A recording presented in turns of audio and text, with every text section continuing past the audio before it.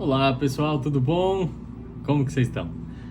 Hoje vamos para mais um vídeo. Estamos fazendo um mês aí que comecei com os vídeos e espero que possa ser usado hoje para poder levar uma palavra de Deus para o seu coração. Amém? Hoje eu quero falar com vocês sobre um tema bem bacana que será volte para casa. E quero começar com 2 Coríntios 5, versículos 20 e 21.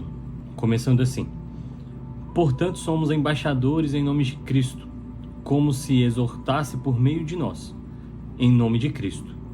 Pois pedimos que vocês se reconciliem com Deus. Aquele que não conheceu o pecado, Deus o fez pecado por nós, para que nele fôssemos feitos justiça de Deus. Vou começar já pelo primeiro ponto. O primeiro ponto é: compreenda que Deus lhe vê como filho. Compreenda que Deus lhe vê como filho.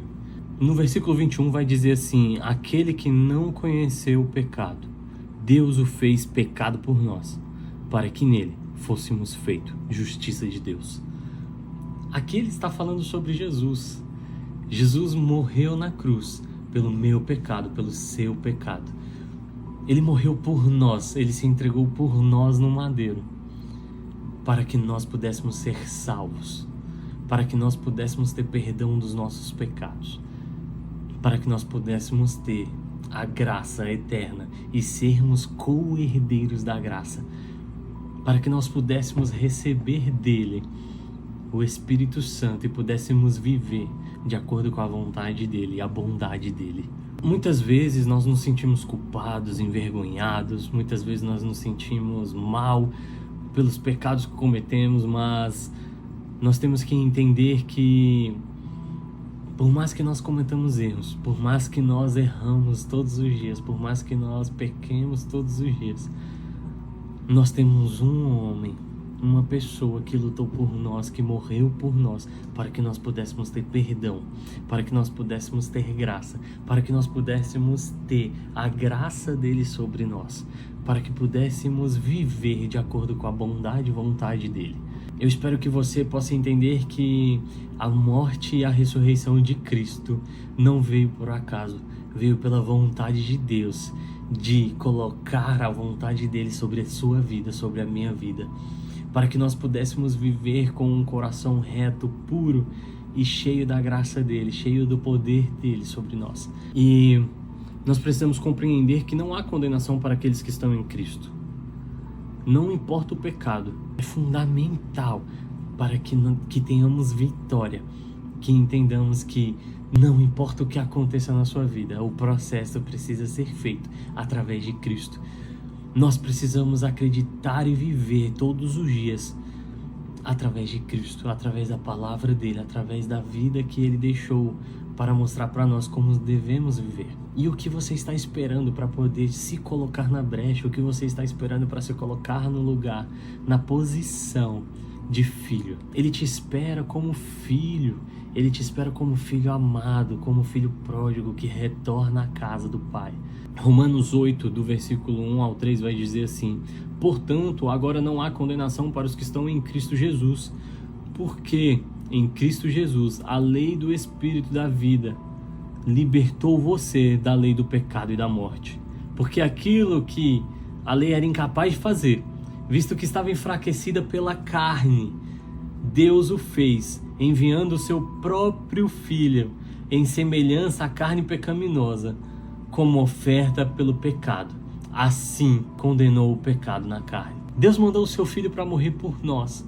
Deus mandou o seu Filho para se entregar por nós, para que nós possamos ter a vida eterna através dele, para nos mostrar que é possível sim viver uma vida em santidade. É possível sim viver uma vida aqui na terra de acordo com a vontade e bondade dele. Que nós possamos viver cada dia mais como filho. Vamos para o segundo ponto? Segundo ponto é confessar os seus pecados. 1 João, capítulo 1, do versículo 9 ao 10, vai dizer assim: se confessarmos os nossos pecados, ele é fiel e justo para perdoar os nossos pecados e purificar de toda injustiça. Se afirmarmos que não temos cometido pecado, fazemos de Deus um mentiroso e a sua palavra não está em nós.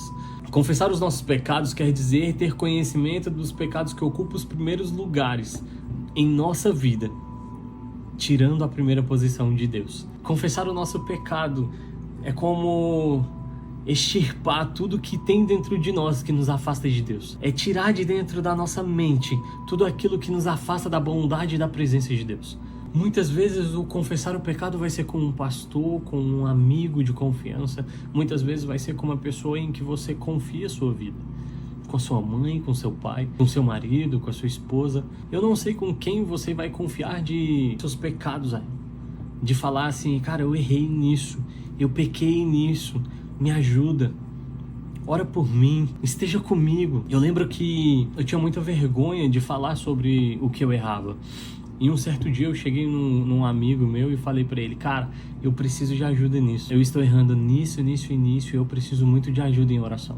Eu tenho vergonha de te dizer o que está acontecendo comigo, mas eu preciso de ajuda em oração sobre este pecado. E eu lembro que essa pessoa me ajudou em oração e eu consegui me libertar daquele pecado de que estava me assolando, que estava me maltratando por dentro.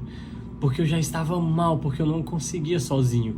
Mas aquela pessoa me ajudou em oração. Então eu quero te dizer que muitas vezes as pessoas estão aqui para te ajudar. Muitas vezes as pessoas estão aqui para poder te proteger em oração. Então que você possa ter pessoas assim. E se não houver pessoas, conte comigo. Eu estou aqui para poder te ajudar também.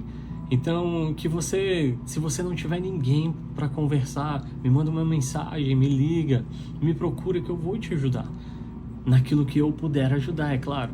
Mas a confissão, ela ajuda você a libertar aquilo que está enfincado lá dentro, que você acredita que não tem mais solução. Mas Deus usa as pessoas para poder te ajudar a tratar esses pecados. Terceiro ponto, seja responsável.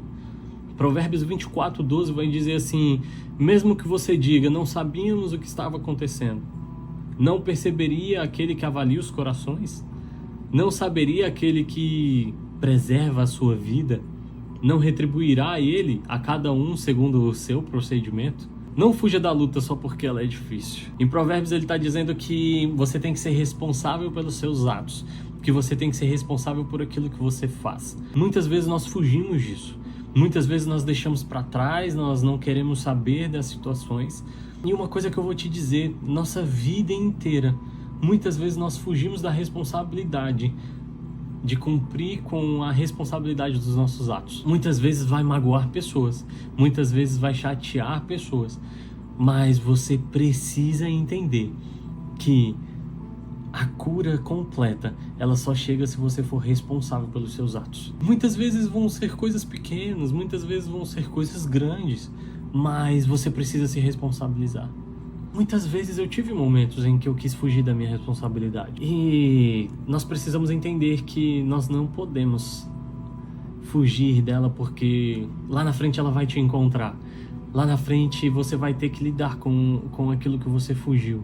Então é melhor agora do que mais tarde, você não acha? Então não seja uma pessoa que foge da responsabilidade. Ser responsável mostra o quão o teu caráter está fincado na palavra de Deus.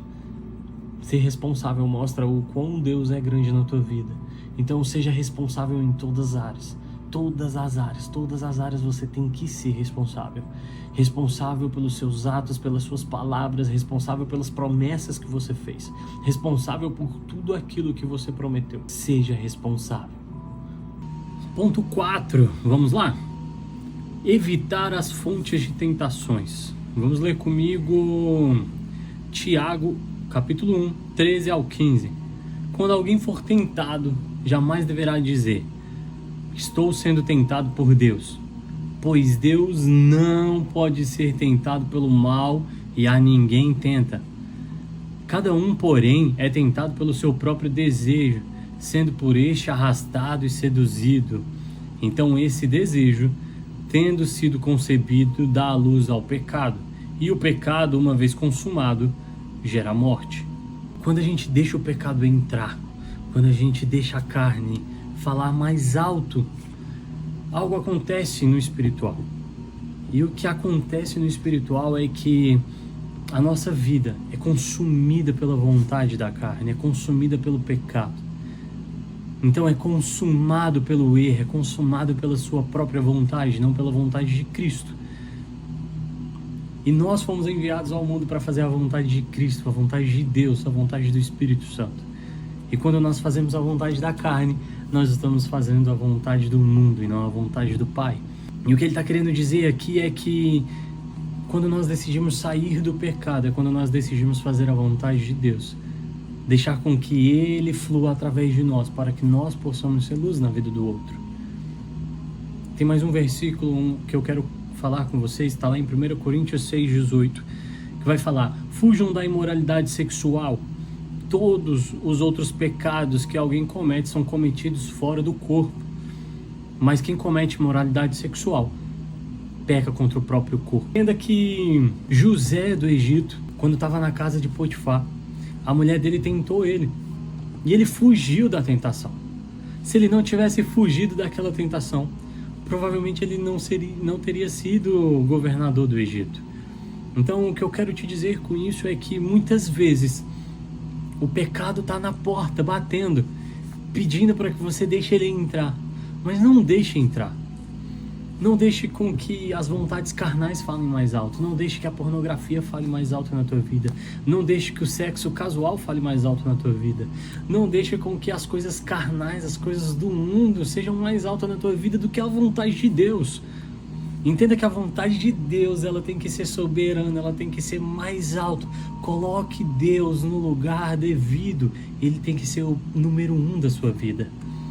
Entenda que quando nós deixamos o pecado entrar, nós estamos tirando o Espírito Santo do templo que somos nós. Nós estamos tirando o Espírito Santo de nós e deixando com que o pecado assole a nossa vida. Este é o ponto mais desafiador para implementar em nossa vida. E exige alguns pensamentos e planejamentos criativos. A verdade é que se você pode evitar o pecado, você poderá evitar tanta coisa na sua vida. Tanta coisa ruim, tanto transtorno, consegue evitar tanta coisa que traz maldição para a tua vida. Então o que eu quero dizer para ti com esse ponto é que quando você evita a tentação, quando você foge dela, quando você passa largo das coisas que te fazem cair, você consegue perceber que a vontade de Deus é maior na sua vida do que você imaginava. Ponto 5. Ler a palavra de Deus. Vamos ler lá em Salmo 119. Bem-aventurados os irrepreensíveis no seu caminho, que andam na lei do Senhor. Bem-aventurados os que guardam os seus testemunhos e os buscam de todo o coração. Não praticam iniquidade e andam nos seus caminhos.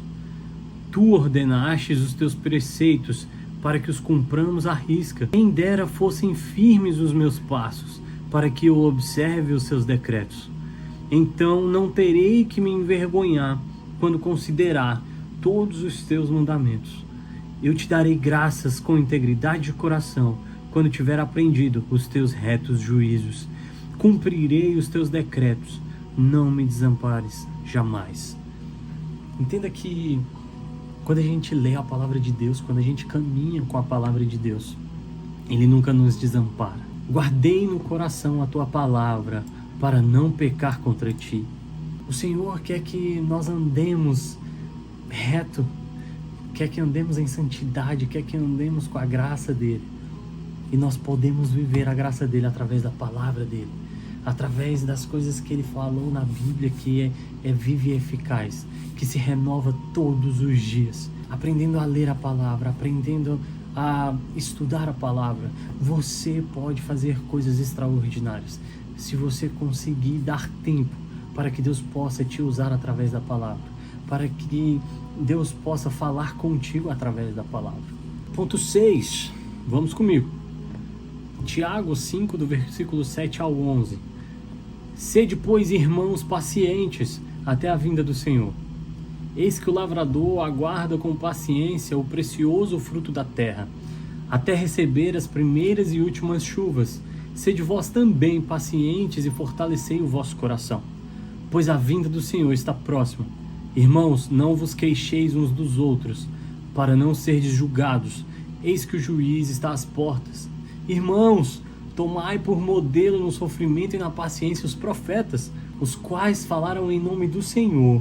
Eis que temos por felizes os que perseveram firmes. Tendes ouvido da paciência de Jó, e vistes que fim o Senhor lhe deu. Porque o Senhor é cheio de terna misericórdia e compassivo. Paciência te leva a lugares que você nunca imaginou. Paciência vai te levar a lugares que você jamais poderia imaginar que Deus poderia te levar. Seja paciente.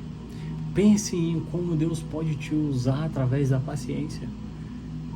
Eu vi uma frase um dia desses, um rapaz falando no Instagram, e ele falando uma coisa que eu achei bem interessante. É impossível ganhar do cara paciente. É impossível ganhar da mulher paciente. Se você é paciente, você consegue ver o futuro. Se você é paciente, você consegue ver um passo além daquilo que você está fazendo.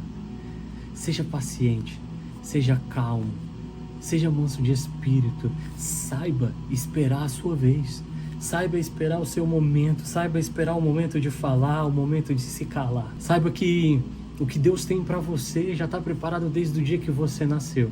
Então tenha paciência para que Ele possa fazer através de você. Tenha paciência para que outros possam abençoar a tua vida através daquilo que Deus fez contigo e através daquilo que Deus fez na vida dos outros também. Seja paciente para ouvir, tardio para falar. Seja você a mudança que o mundo precisa. Seja você a mudança que você quer no mundo. Seja você paciente para esperar sua futura esposa, seu futuro esposo. Seja você a pessoa que espera pacientemente na vida de Deus. Com essa palavra eu quero desejar para você que você tenha uma semana abençoada, cheia da misericórdia e graça de Deus. E que Deus possa estar falando contigo através disso. Através desse vídeo, através dessa palavra, que você possa ser abençoado. E que a graça soberana de Deus esteja sobre a tua casa. Em nome de Jesus. E não se esqueça, faça hoje aquilo que você não fez ontem. E seja melhor hoje do que você pode ser amanhã, porque o amanhã ainda não chegou. Então faça o seu melhor hoje. Tchau, tchau.